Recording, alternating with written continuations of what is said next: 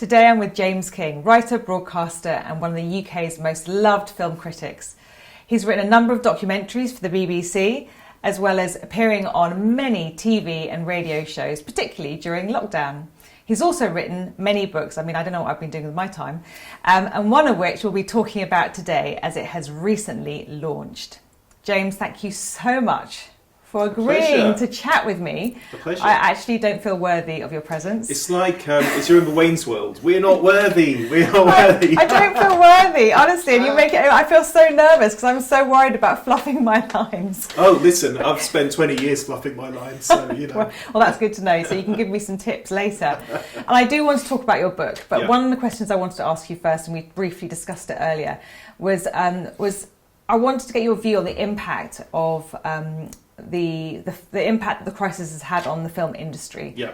Because of course you're so much closer to it, and we can see that films aren't being made, and obviously TV came to a bit of a standstill. But I'd love to hear your view on it. Huge impact, just overnight.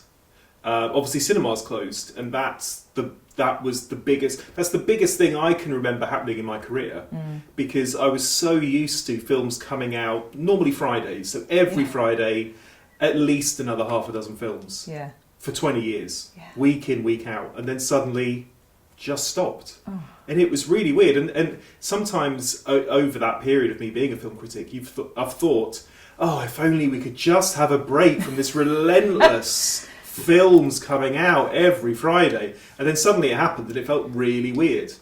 And then the industry adapted as best it could, and things were released on Amazon and streaming and video on demand and things like that. So it's not like films disappeared, of course they didn't, but that idea of big screen releases every Friday, that stopped. And the film journalism industry, which is my side, had to change as well. Yeah. And we had to think, well, we earn a living by talking about these new movies at the cinema every week, so what are we going to do now? And luckily for me, because I do a lot of radio, which can be done at home. We're in my house now, and so I've been working from upstairs. Yeah. So I didn't have to go into a studio. I wasn't allowed to go into a studio anymore, so I could do it from home. And also, in my career, I've covered things that are on TV as well. It's not just movies at the cinema, it's also movies you can watch at home. So it changed my career, but not that dramatically. I carried on. Yeah. I didn't just stop and think I've got nothing to do anymore. So you sort of lent into it and just adapted. And people seem to want me to do that as well. They really, certainly in the first few weeks, I got a number of calls from outlets saying, we want to talk about what's on the telly. We need to talk about movies to take our minds off these things. We need to talk about feel-good comfort viewing. Yeah. And so for the first month, 6 weeks, I did loads of things about, comfort films to watch. Let's all watch Tom Hanks movies, and let's all watch Pixar films just to make ourselves feel good. And so I was kept very busy doing that. But I suppose that's an example of adapting. You had to think on your feet. Okay, so how is my job now going to be relevant at a time when cinemas are closed? Yeah. So you just have to tweak it slightly and change it. And do you think there were some good sort of films and series that were available to watch? Yeah. I've never watched so much in my life, and things also that I've never would have even considered watching before. Yeah. So I think it was an opportunity to try some new things as well, because once you've done, I've got kids, so once I've done the whole Marvel series and the whole Harry Potter series, and it was delving into some new work. Disney Plus launched, I think, the first week of lockdown. Yeah. That is amazing timing. No wonder Disney are so massive. They know something, right? Yeah. And of course it had all those series on there, the Marvel stuff and Star Wars. But then what I liked about Disney Plus in particular, and this was me delving into it in the springtime, seeing what was on there, is that it had loads of other stuff on there, and all the National Geographic things. Yes. And just old retro stuff as well. So I think the platforms that we had, whether that was Disney Plus or Netflix or Amazon Prime, part of the joy for me is spending half an hour choosing what to watch, delving and researching and finding out what's on there. And that is a very different experience to going to a cinema where you've got a choice of 5 or 6 films. Yeah. All of a sudden, from our own sofas in our Yeah. own front rooms, we had the choice of thousands of films. Yeah, it was really Which amazing. was always there, of course, but I Yeah. think we really focused on it a lot more. Yeah, and I think we sort of dedicated more time to breaking away from, whether it was endless Zoom calls or just the anxiety of what was going on, to be able to go into something, like you say, that kind of immerses you in another world or another time. Because, I watched Beverly Hills Cop again. Nothing wrong with that, Jo. No, I know, but and the kids didn't know it. So it's kind of, I didn't realise there was as much swearing as there is in it. But anyway, but it was great to do that, because actually there's some really epic films that we probably, because so much stuff comes out all the time, that you often don't look back enough, and so it was really, I thought that was a great opportunity. That was part of the thing, and that's going back to the whole relentlessness I said at the beginning of Friday, new films, which is brilliant. But you basically, in my job, you had a week to appreciate a film, and then you're on to the next one. And it was lovely to just slow down a little bit. And maybe it was a new film every month or so that you could talk about, rather than half a dozen every week. And of course, listen, that's not great news for the cinemas, it's not great news for film producers, I appreciate that. But from my point of view, that was sort of the novelty, I think, when things first started to change. So just talking about that kind of relentless treadmill of films coming out, and your work, obviously having to talk about them and write about them. How do you find time to write books? Because this book you've released in August, Being More Keanu, and I've read it, and it's, I mean, it couldn't be more pertinent to what we're going through now. But tell me a bit about this, and how long have you been working on it for a start? A year. I started last summer, and the thing is, I wanted to write something positive anyway, because, of course, for the last 6 months we've been so bombarded with coronavirus that actually we sometimes forget that even before we'd even heard of coronavirus, there were still a lot of things going on. There was still a lot of discomfort and unhappiness and issues. And so even at that point, I thought I want to write something positive, because I think the world needs something positive. And that's something that Keanu Reeves has always embodied. And certainly over the last couple of years, when there has been a bit of a renaissance, the Keanu-naissance, I can never say it, Keanu-naissance. Is that a thing? It's a thing, if I could say it correctly. Keanu-naissance. But it would be more of a thing if it was easier to pronounce. But he's really come back in a big way over the last couple of years. Not just because of the films, but also because people have really latched on to things that he said, things that he does, the way that he lives his life. So that's something I really wanted to celebrate.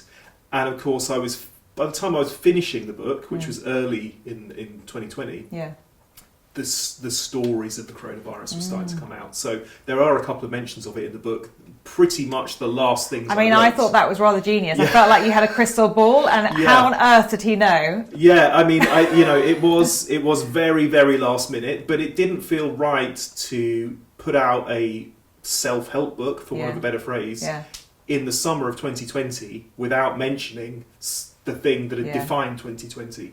So if you could just quickly summarise, sorry, but if you summarise the book, because I think that I started reading and I thought, I don't get this, a little bit. Mainly, I do know his work, of course. He's been part of my kind of, I've been watching him on screen since I was, sort of my late teens.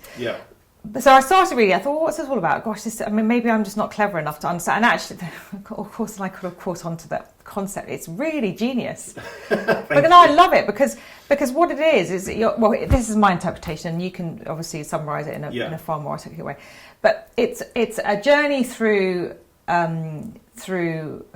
wellness and spirituality, in a way, a sort of way of living life, by using references from the characters in his film and also the way that he lives his life. And you're pulling that into a kind of a self-help manual, for want of a better word, with things that sort of we know and we've probably read about in a number of different places. Have I got the gist of it? And it's different. It's genius. Thank you. It's different aspects of his life and career. So I thought, I could do it film by film. But maybe that's a little flat. So it's actually different aspects of his career. So we look at Keanu, the gentleman. He's very well known for his politeness and his kindness. So there's a chapter on that, using examples from his own life, using examples from his films, the characters he's played. Keanu, the lover, so the romantic lead. Keanu the Fighter, of course, is very well known for his action films. The Pioneer, which is the last chapter as well, because, you know, I think that actually part of the reason he's so loved 40 years after he began his career is because he has really been at the forefront in certain movies, and which is why we still talk about The Matrix and Point Break and things like that, because they were groundbreaking. Yeah. As old as they are now, they were groundbreaking at the time.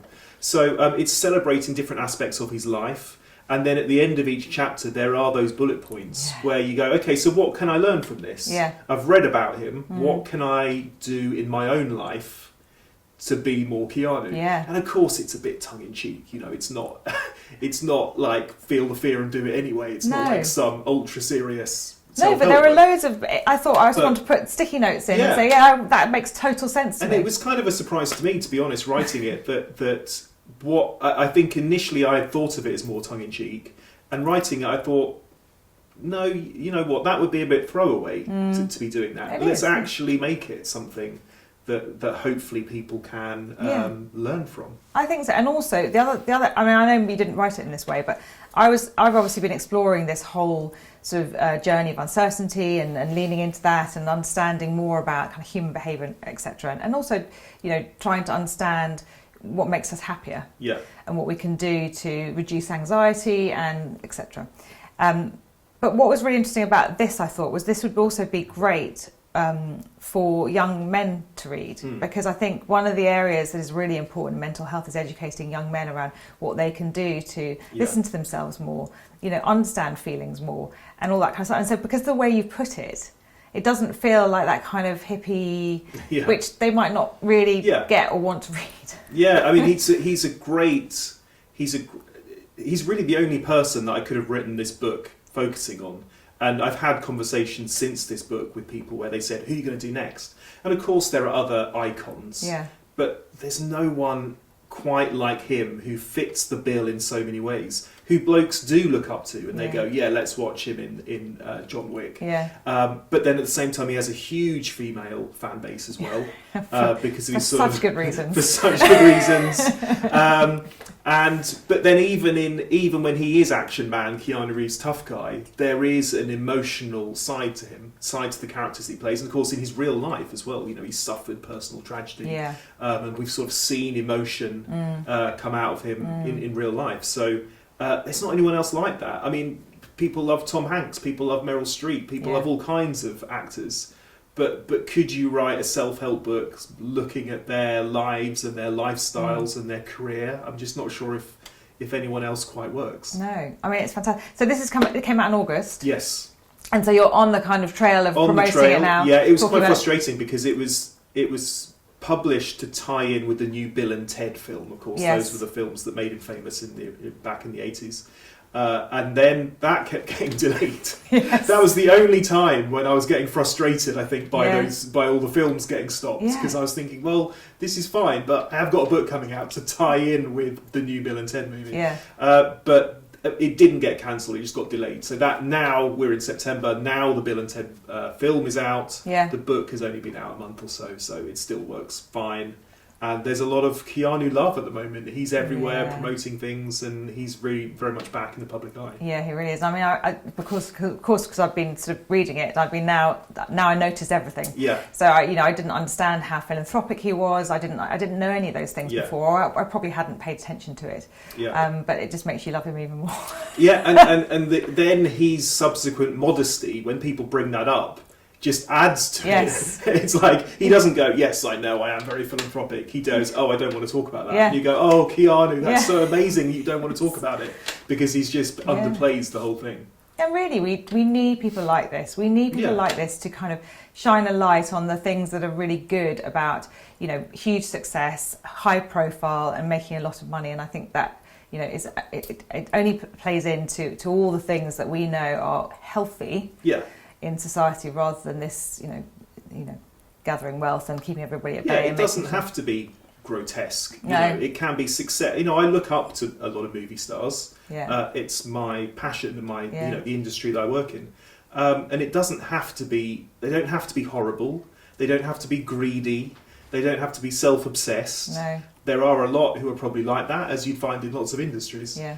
but there are people who are genuinely doing it for the right reasons, for the right artistic reasons, and are using their success for the right reasons too. Yeah. And Keanu is one of those. And, you know, everybody you speak to who's worked with him will say the same thing. Oh, it's so amazing. So if, just to kind of take a few takeaways, so we're talking about navigating change, that's kind of the theme of the whole series. Yeah. This book just feels like it slots right in with that. So if there were any particular nuggets in here that you would want to pass on to the people watching, what can you think of any that you think would be kind of, if you think about his longevity, he's been around for a long time, and you only get that by adapting. He's obviously had to face change a number of times in his life. Hollywood is all about change. Yeah. It's all about the new guards coming in and getting rid of the old guard and things like that. And the ones who really adapt and the ones who really change are the ones that survive. Yeah. Which is why we're still talking about Keanu Reeves, and we're still talking about Tom Hanks and Meryl Streep and other people, the greats. So for me, you know, when you have a big event happen to you, like coronavirus, and it affects everybody in different ways, the only way that you can deal with it is by being adaptable and say, okay, that was then, but this is now. Yeah. How am I going to move forward? How am I going to change my life, mould my life differently to deal with it? Because you can't just sit there and go, oh, if only it was like it was 6 months ago, or do you remember a year ago I was doing this? God, wasn't that great? Yeah, it was, but you can't go back. No. You have to move forward. So, you know, I've had to change in my job. I'm sure you have as well. A lot of people have, and that you've just got to go with that. Yeah, that's a really great message. Thank you so much for Pleasure. chatting to me. This was brilliant. And adaptability is the key message here, leaning into the change and being as adaptable as possible. Thanks, James. Cheers.